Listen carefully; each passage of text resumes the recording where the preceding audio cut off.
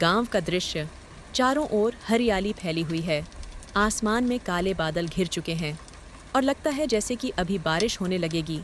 वही गांव के कोने में एक छोटा सा कच्चा मकान, जिसमें 2 बहनें रहती हैं। उनके माता पिता दोनों ही इस दुनिया में नहीं हैं और वो अकेले ही इस घर में रहती हैं।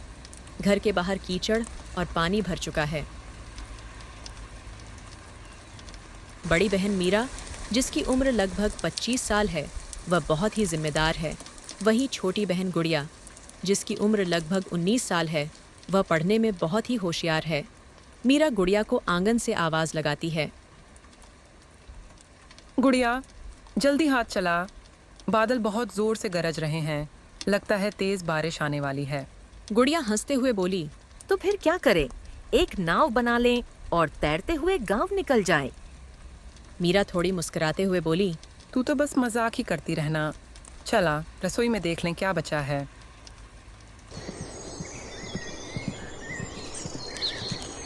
शाम का वक्त है। हवा तेज चल रही है, बिजली कड़क रही है। बहनों का घर कच्चा है, एक दीवार में दरार आ चुकी है। मीरा दीवार को पकड़ते हुए बोली,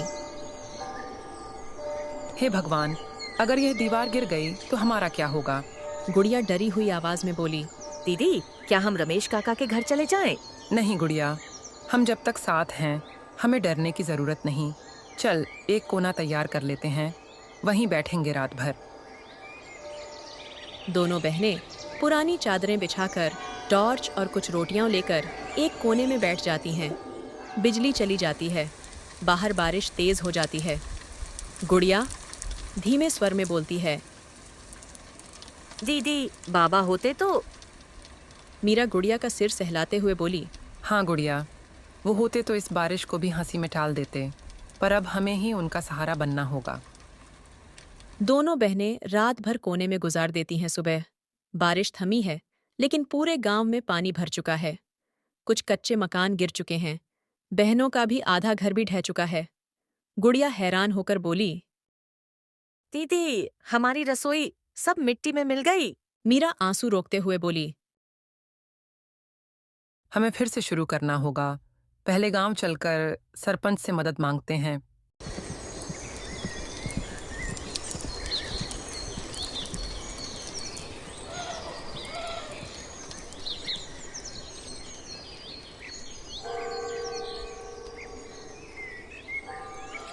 रात भर हुई बारिश से गांव वालों का बहुत ज्यादा नुकसान हो गया था। सुबह होते ही वो सब गांव की पंचायत में जमा हो गए। भीड़ लगी है। सरपंच ग्रामीणों को समझा रहा है, जो भी बेघर हो गया है वो स्कूल में जाकर शरण ले सकता है, राशन वहीं मिलेगा। तभी मीरा भीड़ से बोलती है, सरपंच जी, क्या हमें भी जगह मिलेगी? हाँ बेटी मीरा, तुम दोनों स्कूल में रह सकती हो। और देखो, ये बाढ़ राहत की टीम भी आई है, उनसे भी मदद मिल सकती है।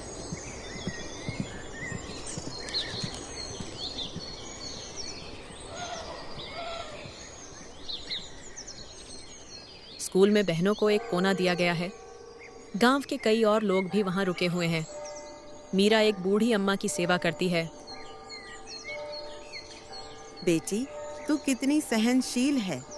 भगवान तुझ पर कृपा करेगा। अम्मा, जब तक गुड़िया है मैं कभी टूट नहीं सकती। गुड़िया बच्चों को कहानी सुना रही होती है, चूहा और हाथी की दोस्ती। सभी बच्चे हंस रहे होते हैं। गुड़िया, तू तो सबको हंसाना जानती है। और दीदी, तू सबका दर्द बांटना जानती है।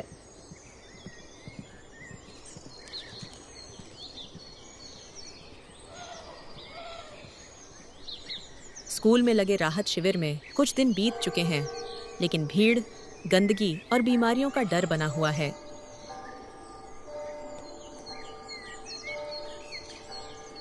गुड़िया, तुझे रात से खांसी हो रही है, चल डॉक्टर से दिखा लाऊं। गुड़िया थोड़ा परेशान होकर बोली, दीदी, ये जगह बहुत गंदी है, कब तक यहाँ रहेंगे? बस थोड़ा और। मैंने सिलाई का काम ढूंढ लिया है। रमेश काका के जानकार हैं जो शहर में कपड़े का काम देते हैं। सच दीदी, तू तो कमाल है।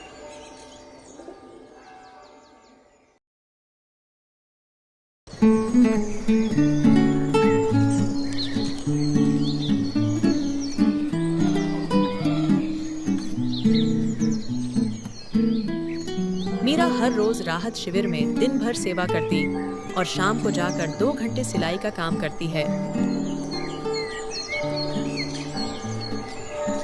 एक दिन मीरा को 200 रुपए की पहली मजदूरी मिलती है। मीरा हाथ में पैसे लेकर मुस्कुराते हुए गुड़िया से बोली। गुड़िया, देख हमारी पहली कमाई। गुड़िया उत्साहित होकर बोली। हम रसगुल्ले खाएंगे। मीरा हंसते हुए। हाँ, और कुछ किताबें भी लेंगे। तुझे पढ़ाई में नहीं छोड़ूंगी। गुड़िया गले लगते हुए। तू दुनिया की सबसे अच्छी दीदी है।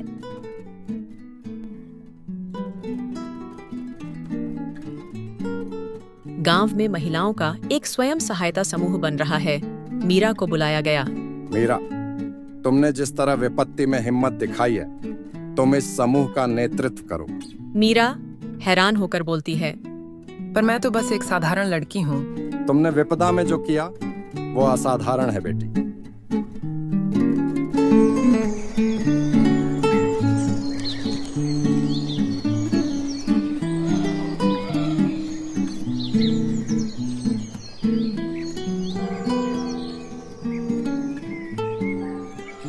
मीरा महिलाओं को सिखाने लगती है, सिलाई, खाना बनाना, साफ सफाई आदि।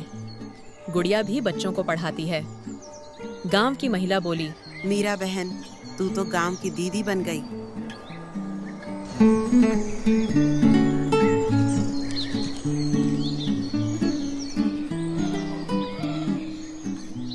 एक दिन मीरा और गुड़िया नदी के किनारे बैठी होती हैं।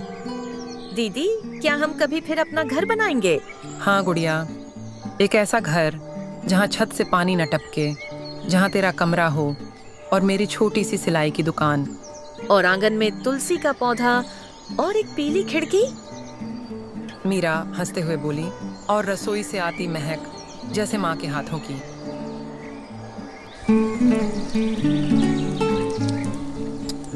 एक दिन फिर बारिश शुरू होती है, लेकिन अब बहनें डरती नहीं हैं। गुड़िया खिड़की से बाहर देखते हुए बोली।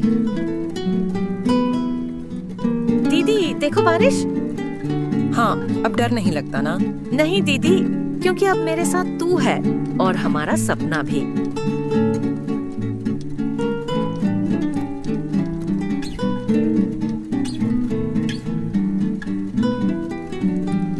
मीरा चाय बना रही होती है।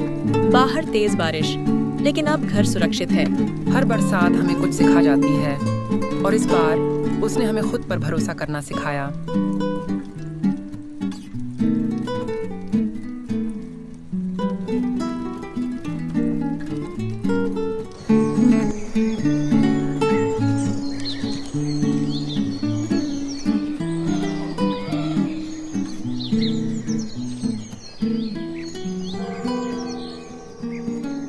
महिलाओं के समूह और गांव वालों की मदद से बहनों का नया घर बनता है।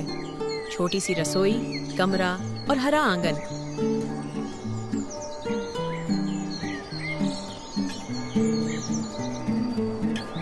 मीरा बेटी, अब तो गांव की प्रेरणा है।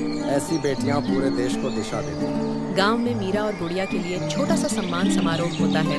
मीरा भीड़ से बोलती है। यह घर मेरा नहीं, ये हर उस लड़की का है जो विपत्ति में भी मुस्कुराना नहीं भूलती। बरसात ने हमारा पुराना घर छीन लिया, लेकिन साथ में दीदी का प्यार और हिम्मत हमेशा साथ रहा।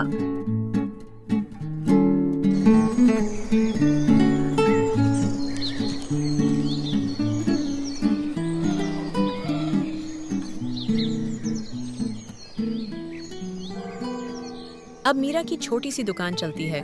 गुड़िया स्कूल जाती है। घर में तुलसी का पौधा, पीली खिड़की और रसोई से आती महक है। गुड़िया, चाय बनाएं? हाँ दीदी, और साथ में बेसन के लड्डू। मीरा हंसते हुए बोली। तू कभी नहीं बदलेगी। तू भी नहीं, क्योंकि तू ही तो मेरा घर है।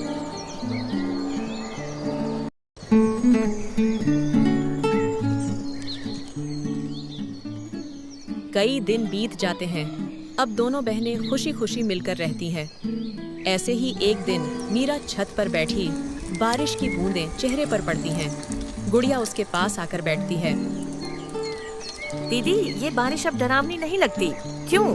क्योंकि अब हम डरते नहीं। हमने सीख लिया है, हर आंसू के बाद इंद्रधनुष आता है। और तू तो खुद मेरी इंद्रधनुष है। दोनों बहनें हंसती हैं। दूर दूर बादलों के पीछे से सूरज निकलता है और कहानी खत्म होती है। कहानी अच्छी लगी हो तो लाइक करें और चैनल को सब्सक्राइब करें, जिससे हमारी नई नई कहानियों की नोटिफिकेशन आपको मिलती रहे। धन्यवाद।